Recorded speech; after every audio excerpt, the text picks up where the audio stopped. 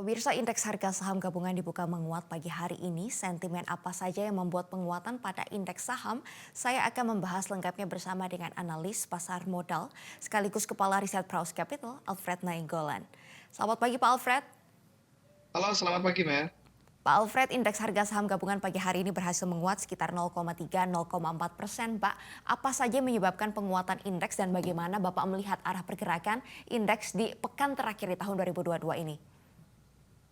Ya, kalau kita lihat memang lebih kepada faktor rebound ya, dan juga didukung oleh hasil dari bursa Amerika akhir pekan kemarin dan juga beberapa bursa regional Asia juga pagi ini ditutup menguat, sehingga ini yang memberikan sentimen positif bagi IHSG kita. Dan kalau kita lihat memang bisa dibilang sentimen positifnya juga nggak cukup kuat. Itu juga mengapa penguatan IHSG juga sampai di perdagangan waktu sekarang juga penguatannya juga relatif cukup terbatas, karena kita tahu juga investor juga sebenarnya juga tidak terlalu agresif di akhir pekan ini, khususnya tadi investor retail kita atau para trader kita juga tidak terlalu agresif karena di akhir pekan, karena memang tadi bahwa sentimen relatif cukup minim di pekan ini. Baik Pak, kita melihat indeks Nikkei pagi hari ini menguat 0,4% dan indeks Shanghai juga naik 0,62% ya Pak, sehingga turut membuat indeks harga saham gabungan menguat dan mengalami rebound. Pak Alfred, kalau Bapak melihat karena minim sentimen di akhir tahun, apakah IHSG masih akan sideways pekan ini atau ada potensi penguatan atau window dressing yang biasa terjadi di akhir tahun? Ya, kalau secara teknikal kan kita lihat bahwa ada fase konsolidasi pendek ya di level 6.640 sampai 6.860. Dan kalau kita lihat indeks sudah di 6.820-an, artinya memang ada potensi untuk keluar dari level konsolidasi pendek. Tapi kalau melihat sepanjang pekan ini bisa bilang tadi karena ini akhir pekan terakhir di tahun ini, jadi kita lihat mungkin karena minim sentimen, kita prediksi mungkin IHSG nanti di eh, pekan ini bisa menembus level konsolidasi tersebut dan mungkin bisa masuk ke level 6.900. Tapi untuk bisa berada pada posisi di akhir November di level 7.080 sepertinya juga cukup berat. Artinya bahwa kita melihat bahwa potensi untuk Desember ini IHSG akan ditutup dengan return negatif. Jadi kalau kita lihat rentang pergerakannya kemungkinan bisa tembus 6.860, tapi sulit untuk menuju level 7.000 dalam pekan ini. Jadi kita lihat level terbaiknya ada di 6.900 untuk IHSG di akhir tahun ini. Baik, level terbaik indeks harga saham gabungan bisa berada di 6.900 Pak. Dan kalau kita lihat secara year to date atau sepanjang tahun 2022 ini, kenaikan indeks harga saham gabungan hanya sekitar 3,7% Pak. Ini mirip-mirip dengan bunga deposito, bahkan lebih rendah dari bunga deposito beberapa bank Pak. Apakah menurut Bapak investasi di saham ini masih menarik untuk tahun 2023? Ya, kalau menarik tentu menarik tadi ya. Jadi kalau kita lihat meskipun tadi secara IHSG kenaikannya juga relatif terbatas, tapi banyak juga kita jumpai emiten-emiten atau saham-saham yang masih memberikan return yang cukup tinggi double digit, bahkan seperti misalnya perbankan, level returnnya juga cukup masih tinggi, komoditas juga masih tinggi di 2022. Jadi kalau kita cukup menarik, apalagi tadi bahwa di 2023 juga emiten-emiten kita masih banyak yang bisa memberikan pertumbuhan yang cukup tinggi dibandingkan pertumbuhan ekonomi, bahkan pertumbuhan untuk emiten-emiten sendiri di negara yang lain, sehingga ini menjadi peluang yang cukup bagus sebenarnya. Jadi IHSG atau investasi di pasar saham masih menyisakan ruang return yang cukup tinggi ke depan kalau melihat masih tadi emiten-emiten kita juga masih memberikan peluang pertumbuhan bisnis atau pertumbuhan laba atau pertumbuhan pendapatan yang cukup tinggi di 2023. Baik Pak, kalau di tahun 2022 ini indeks harga saham gabungan hanya menguat sekitar 3,7%, mungkin nanti di akhir tahun bisa 4% Pak. Ini bagaimana Bapak memprediksi pergerakan IHSG di tahun 2023? Berapa persen kira-kira pertumbuhannya Pak? Ya, kita melihat bahwa pertumbuhan sampai sejauh ini kita perkirakan sekitar masih 10%-an ya. Karena kalau kita lihat tahu bahwa tekanan di 2023 cukup besar dari sisi fundamental global. Karena kita tahu bahwa kenaikan suku bunga yang terjadi di 2022 itu akan berdampak secara ekonomi nanti di 2023. Dan kita tahu bahwa hampir seluruh pelaku pasar juga memprediksi akan banyak negara mengalami pertumbuhan negatif, bahkan masuk kepada resesi. Nah, ini tentu menjadi tekanan yang cukup besar sebenarnya bagi pasar saham kita, terkhusus untuk pasar saham global. Tapi kita juga melihat bahwa untuk penurunan suku bunga juga kemungkinan juga akan diprediksi akan terjadi juga di 2023, mungkin di akhir 2023 sebagai tanda bahwa memang pengentasan inflasi sudah berhasil dilakukan oleh beberapa bank sentral negara. Artinya signal ini yang kemungkinan akan menjadi tenaga yang kuat bagi pasar saham untuk mengalami rebound. Dan khusus untuk Indonesia sendiri tadi kita sampaikan bahwa meskipun tadi bahwa tekanan terhadap fundamental makro negara cukup besar di 2023, tapi kita meskipun mengalami tekanan, tapi kita juga masih memberikan pertumbuhan yang cukup bagus secara persentase untuk PDB untuk besarannya. Jadi tentu ini juga menjadi sebuah peluang untuk menjadi daya tarik bagi investor asing, karena kita tahu bahwa kita lihat di Desember ini net sell asing begitu tinggi sehingga tekanan terhadap market juga masih cukup besar, sehingga jika ini bisa menjadi daya tarik tadi yang saya katakan pertumbuhan ekonomi kita dan juga pertumbuhan emiten kita dan menarik investor asing, ini juga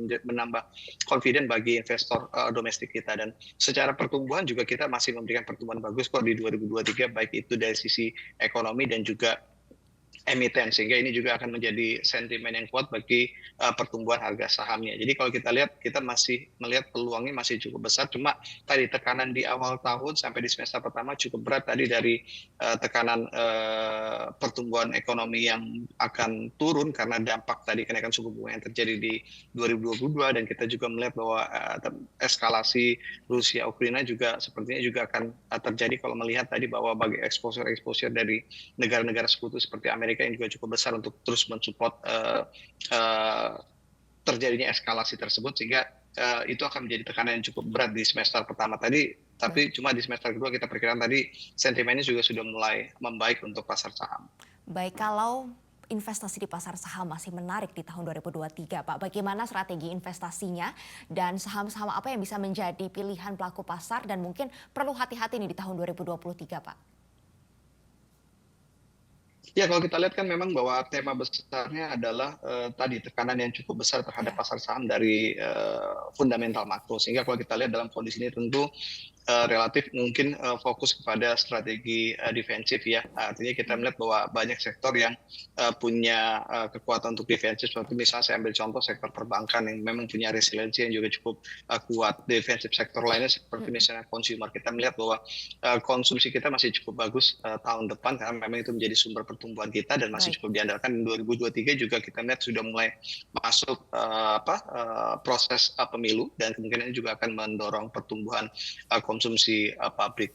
Yang ketiga tadi ternyata kita memprediksi juga masih ada sektor-sektor yang masih memberikan pertumbuhan yang cukup bagus ya, seperti misalnya sektor komoditi yang kita perkirakan juga harga komoditi masih cukup solid di 2023, meskipun tadi bahwa kenaikannya mungkin tidak akan sebesar di 2022, tapi paling tidak ketika dia bertahan pada harga saat ini, level harganya juga akan mesti memberikan pertumbuhan yang bagus bagi emiten-emiten yang berbasis komoditi. Jadi kita lihat bahwa pilihan juga masih cukup banyak tadi untuk beberapa bagi investor kita untuk tahun depan, meskipun tadi bahwa fokus utamanya adalah bagaimana melihat sisi downside risk-nya, karena memang tekanan akan cukup besar bagi pasar khususnya dari faktor fundamentalnya tadi.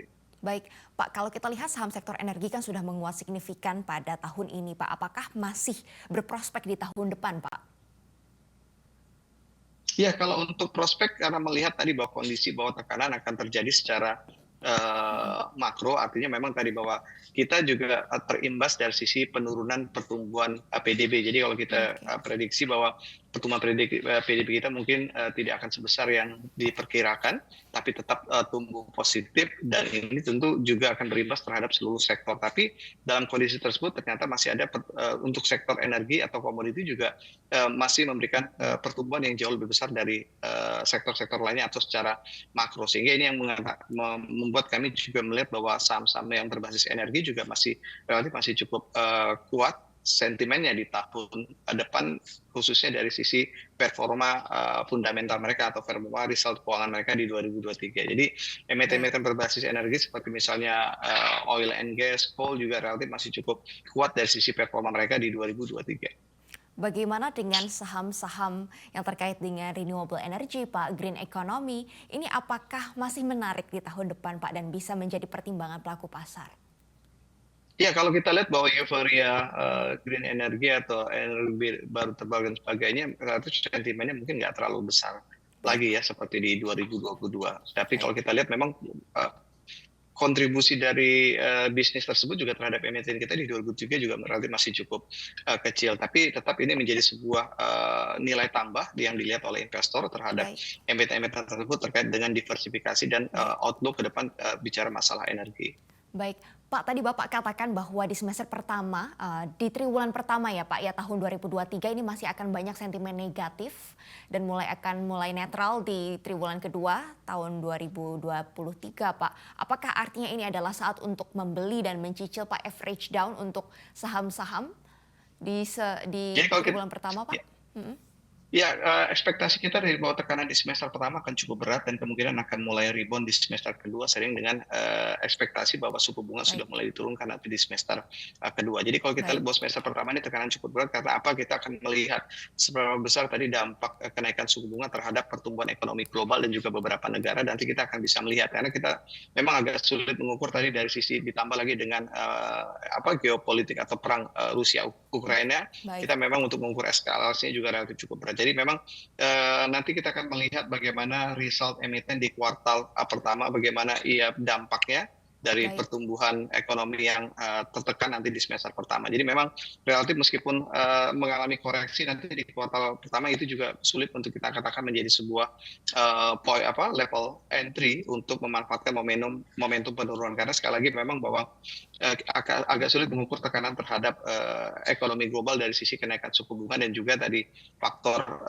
geopolitik dan juga masih tingginya harga komoditi yang kita perkirakan masih cukup kuat harganya di tahun 2023. Baik Pak, berarti apakah pelaku pasar lebih baik wait and see terlebih dahulu atau bisa mulai mencicil Pak ketika ada koreksi-koreksi yang terjadi di semester 1 tahun 2023? Ya tadi kita melihat bahwa pilihan-pilihan seperti saham perbankan, saham sektor consumer atau mungkin tadi saham berbasis komoditi relatif masih cukup aman ya walaupun tadi sekali lagi bahwa ruang penurunan terhadap harga saham atau pasar saham juga masih terbuka lebar. Tapi sekali lagi bahwa kalau melihat dari sisi faktor fundamental sektor-sektor tersebut masih cukup baik artinya kalau kita melihat untuk jangka panjang juga masih relatif cukup aman sehingga itu yang membuat kita atau merekomendasikan saham-saham di sektor tersebut karena tentu dari sisi downside risk-nya kemungkinan kita prediksi akan jauh lebih kecil ketika terjadi koreksi besar nanti semisal nanti terjadi koreksi besar akibat hantaman pemberitaan dari penurunan ekonomi global Baik. yang terjadi di 2023. Baik, terima kasih Pak Alfred Nainggolan untuk waktu dan juga kesempatannya wawancara pagi hari ini. Sukses, sehat selalu Pak, selamat kembali beraktivitas. Terima kasih sama-sama.